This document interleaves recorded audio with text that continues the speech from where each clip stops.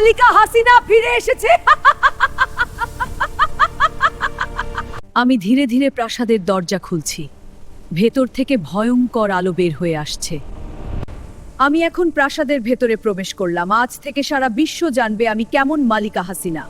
এই সেই সিংহাসনের ঘর যেখানে আমি রাজত্ব করতাম। এখানে আবার শুরু হবে আমার ক্ষমতার গল্প। অনেক বছর পর আমি আবার আমার সিংহাসনের সামনে দাঁড়িয়ে আছি। আজ আবার আমি সিংহাসনে বসবো। আমি ধীরে ধীরে সিংহাসনে বসে পড়লাম। চারদিকে অন্ধকার শক্তি জেগে উঠল। এখন থেকে শুরু হবে আমার রাজত্ব। এই রাজ্যের সবকিছু আমার আদেশে চলবে। কই আমার প্রজারা, তোমরা সবাই আমার সামনে হাজির হও। কই আমার রাক্ষসী আর দানবেরা, তোমাদের মালিকা তোমাদের ডাকছে। এই রাজ্যের প্রতিটি প্রাণী আমার অধীনে। কেউ আমার আদেশ অমান্য করতে পারবে না। সর্বনাশ! ভয়ঙ্কর মালিকা হাসিনা আবার ফিরে এসেছে। তার অন্ধকার শক্তি আবার জেগে উঠেছে। সে যদি আবার রাজত্ব শুরু করে তাহলে পুরো রাজ্য ধ্বংস হয়ে যাবে। আমাদের কিছু করতেই হবে। সবাই সাবধান হও। মালিকা হাসিনার জাদু খুব ভয়ঙ্কর। হ্যাঁ, আমাদের সাবধান হতে হবে।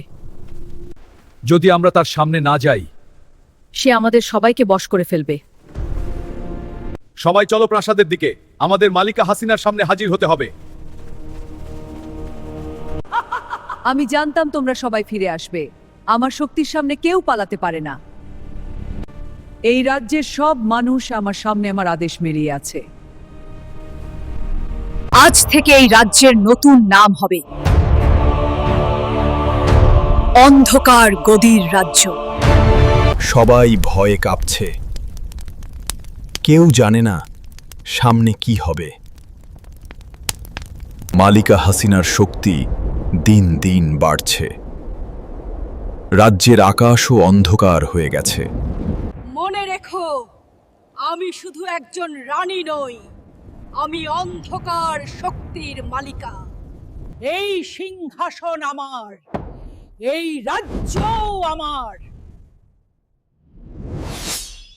এই সিংহাসন আমার, এই রাজ্যও আমার।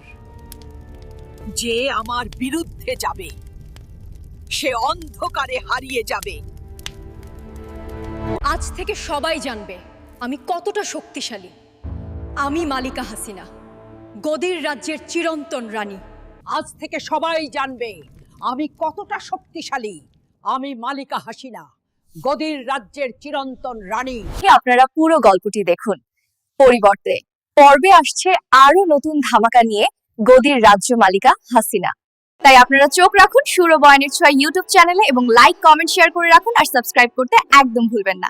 ধন্যবাদ। দেখা হবে পরিবর্তে।